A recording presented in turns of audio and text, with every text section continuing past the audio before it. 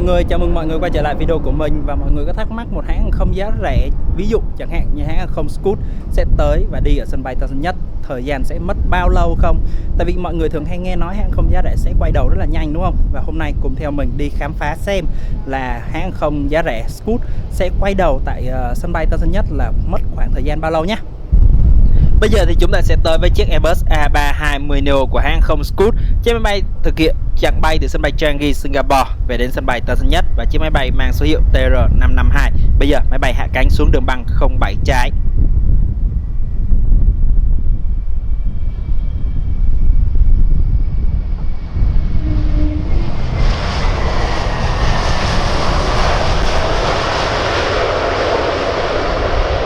Và chúng ta sẽ ở đây để cùng xem chiếc máy bay này mất khoảng bao nhiêu thời gian đỗ tại sân bay Tân Sơn Nhất để trước khi trở ra và cất cánh trở về sân bay Changi, Singapore. Bây giờ là 14 giờ 18 phút và mình sẽ để thời gian ở trên góc trên bên trái nhé mọi người. Còn bây giờ thì tạm biệt chiếc máy bay này thì chúng ta sẽ tới với chiếc Airbus A350-900 ngay phía sau thôi của Singapore Airlines. Chiếc máy bay thực hiện chặng bay từ sân bay Changi, Singapore về đến sân bay Tân Sơn Nhất, và bây giờ là 14 giờ 21 phút.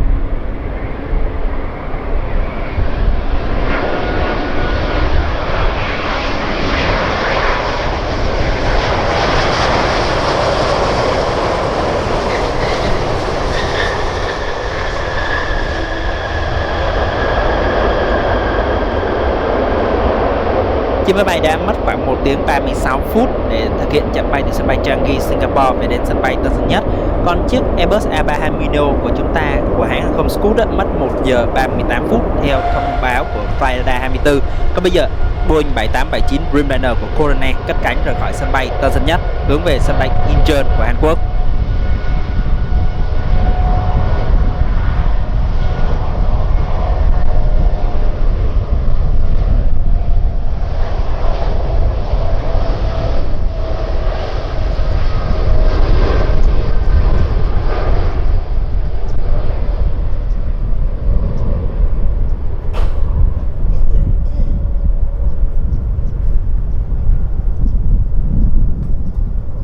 Và máy bay đã nhanh chóng lấy độ cao và hướng về sân bay Incheon của Hàn Quốc. Còn bây giờ thì chúng ta sẽ quay trở lại với chiếc Airbus A320neo của hãng không Scoot. Chúng ta sẽ tính từ thời gian chiếc máy bay chạm bánh xuống đường băng là lúc 14 giờ 18 phút và chúng ta thử xem hãng hàng không này sẽ cất cánh trở lại là lúc bao giờ nhé, và khoảng mất bao nhiêu phút nha mọi người. Và chiếc máy bay đã đáp xuống sân bay Tân Sơn Nhất rồi, và chúng ta sẽ cùng chờ xem là chiếc máy bay này sẽ trở ra trong thời gian bao lâu nhé. Còn bây giờ thì chúng ta sẽ cùng đi khám phá các dòng máy bay khác cũng như đến và đi ở sân bay Tân Sơn Nhất trong lúc chờ đợi nào. Hôm nay hứa hẹn một ngày rất là mãn nhãn với các máy bay đến và đi ở sân bay Tân Sơn Nhất. Do các máy bay đang hạ cánh ở đầu 07 nên chúng ta sẽ nhìn máy bay rất là gần, rất là đẹp luôn. Còn trên màn hình chúng ta đây là chiếc ATR72500 thực hiện chặng bay từ Côn Đảo về đến sân bay Tân Sơn Nhất.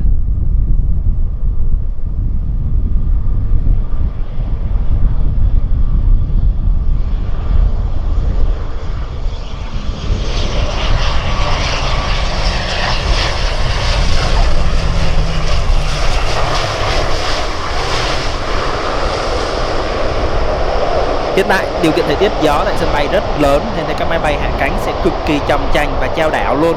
Chúng ta đã thấy các máy bay hạ cánh nói chung là khá là khó khăn, đúng không?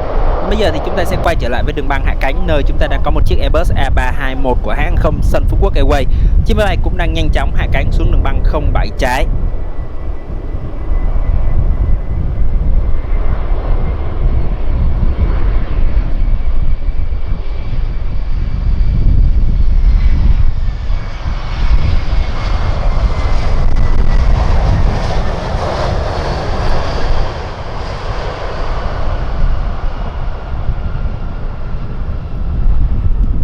Đây là một trong hai chiếc máy bay Airbus A321 thường của hãng hàng không Sun Phú Quốc Airways.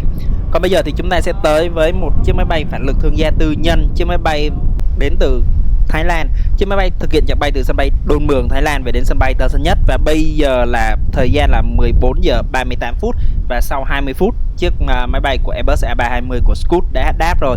Và bây giờ mời mọi người chiêm ngưỡng pha hạ cánh của chiếc máy bay tí hon này nha.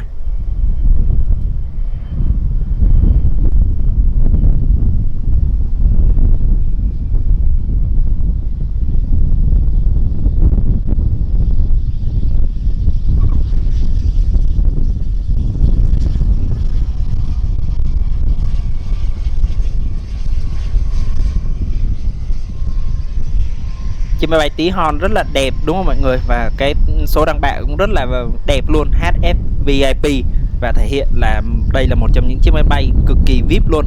Còn bây giờ thì chúng ta sẽ quay trở lại đường băng hạ cánh, nơi chúng ta đang có một chiếc Boeing 737 Max 8 của China Southern Airlines. Chiếc máy bay thực hiện chặng bay từ sân bay Quảng Châu, Trung Quốc về đến sân bay Tân Sơn Nhất, và chiếc máy bay đang hạ cánh trong điều kiện thời tiết gió rất lớn.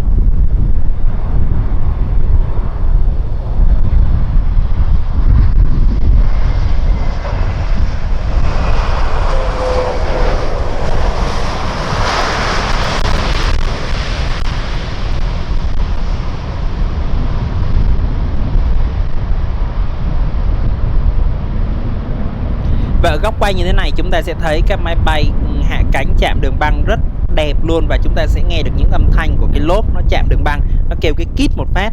Còn bây giờ thì chúng ta sẽ tới với một chiếc Boeing 787 của Vietnam Airlines, chiếc máy bay mang số đăng bạ VNA 866. Bây giờ là 15 giờ 01 phút và máy bay đang bắt đầu bước vào hạ cánh đường băng 07 trái, và chúng ta sẽ thấy được gió rất mạnh nên thế máy bay chao đảo khi hạ cánh luôn.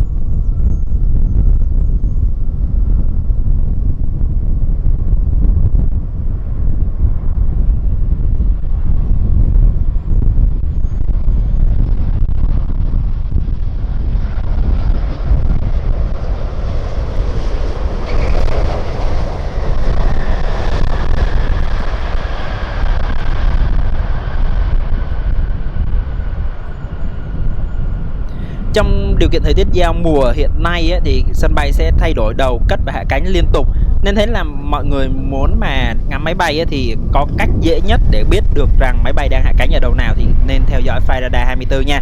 Còn bây giờ đây là một chiếc máy bay của AirAsia, chiếc máy bay cũng đang nhanh chóng hạ cánh xuống đường băng 07.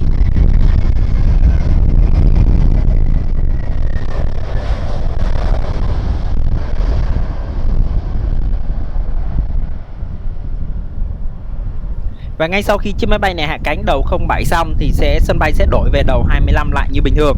Còn bây giờ thì chúng ta sẽ tới với một chiếc máy bay của Malaysia, chiếc máy bay Boeing 737 Max 8 cũng đang thực hiện chặng bay từ Kuala Lumpur về đến sân bay Tân Sơn Nhất và đang hạ cánh trong điều kiện thời tiết gió lớn.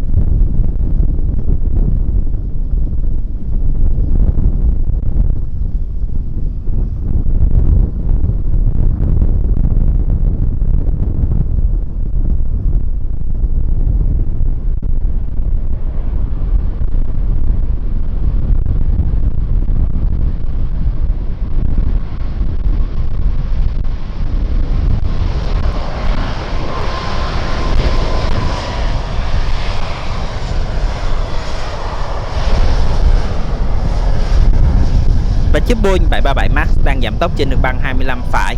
Bây giờ là 15 giờ 37 phút và chiếc máy bay của hãng không Scoot đang bắt đầu xuất hiện trên file radar 24. Như vậy là chiếc máy bay sẽ nhanh chóng được đẩy lùi. Có lẽ là do sân bay đang thay đổi đầu, cất và hạ cánh nên thế dẫn tới tình trạng chiếc máy bay này bắt đầu bị chậm lại. Chứ trước đây giờ này là chiếc máy bay đã có ở mặt ở đầu đường băng rồi và chuẩn bị cất cánh luôn mọi người. Còn bây giờ thì chúng ta sẽ tạm thời chia tay với hãng không Scoot này đã. Chúng ta sẽ tới với một chiếc máy bay khác, Airbus A350-900 của Turkish Airlines.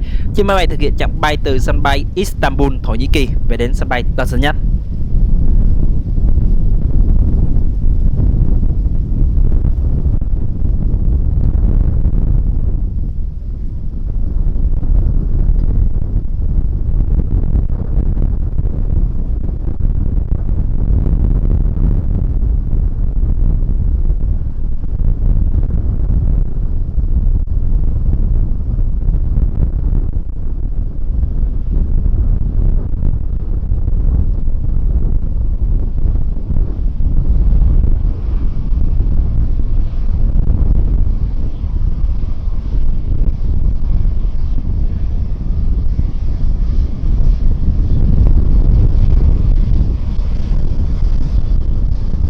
Và trong điều kiện thời tiết gió lớn như thế này thì chúng ta sẽ thấy được rằng các máy bay đáp rất là khó khăn luôn. Và bây giờ thì chiếc máy bay đang nhanh chóng tiến về khu vực bãi đỗ nhà ga T2 sân bay Tân Sơn Nhất. Và bây giờ thì chúng ta sẽ được thấy chiếc máy bay của hãng không Scoot cũng đang được đẩy lui ra và chuẩn bị tiến lên đầu đường băng 25 trái rồi. Và chiếc máy bay cũng đã sẽ nhanh chóng được đài kiểm soát không lưu sẽ hướng dẫn lên đầu đường băng 25 trái để chuẩn bị cất cánh. Và nếu mà hôm nay mà cất cánh ở đầu 07 thì chúng ta sẽ quay đẹp hơn, nhưng mà cất cánh ở đầu 25 thì cũng vẫn đẹp như thường. Còn bây giờ là một chiếc Boeing 7879 Dreamliner của hãng không Việt Nam Airlines cất cánh từ sân bay Tân Sơn Nhất đi Perth, Úc. Và bây giờ máy bay đang nhanh chóng cất cánh.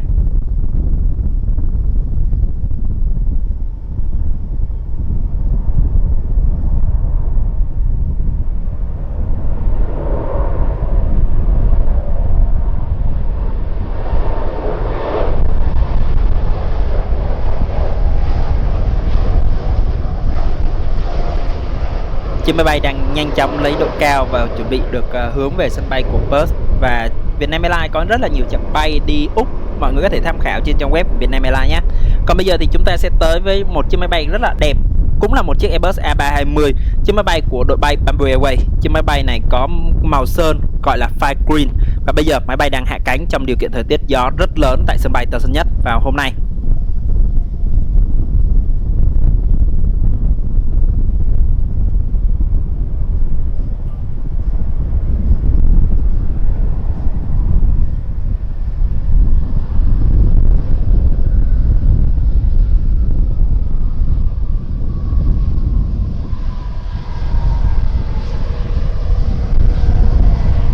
Ngay sau khi chiếc Airbus A320 Neo của hãng không Bamboo Airways hạ cánh thì chúng ta sẽ tới với chiếc Airbus A320 Neo của hãng không Scoot. Và bây giờ là 15 giờ 47 phút, chiếc máy bay của hãng không Scoot đang nhanh chóng tiến lên đường băng 25 trái. Và video hôm nay chúng ta làm một cách ngẫu nhiên và chúng ta xem một cái hãng không ngẫu nhiên nào đấy để xem là trong thời gian bao lâu thì chiếc máy bay này chạm đường băng và sẽ vô nhà ga và trở ra khi mà cất cánh là hết tổng thời gian bao nhiêu nhé. Tại vì nó có rất là nhiều mốc tính thời gian, như là nhiều khi là tính thời gian khách xuống tàu và khách lên tàu, cũng rất là nhiều cái mốc tính. Nhưng mà mình cứ tính là máy bay chạm đường băng và khi mà máy bay rời đường băng thì tổng thời gian là bao nhiêu. Và bây giờ thì chúng ta sẽ được chứng kiến chiếc Airbus A320 của hãng không Scoot cất cánh rời khỏi sân bay Tân Sơn Nhất. Và bây giờ là 15 giờ 47 phút, như vậy là 1 giờ 30 phút chiếc máy bay mới khi mà tính từ thời gian máy bay chạm đường băng cho đến khi máy bay cất cánh trở lên thì là 1 giờ 30 phút nha mọi người. Và bây giờ mời mọi người chiêm ngưỡng pha cất cánh của chiếc Airbus A320 Neo này.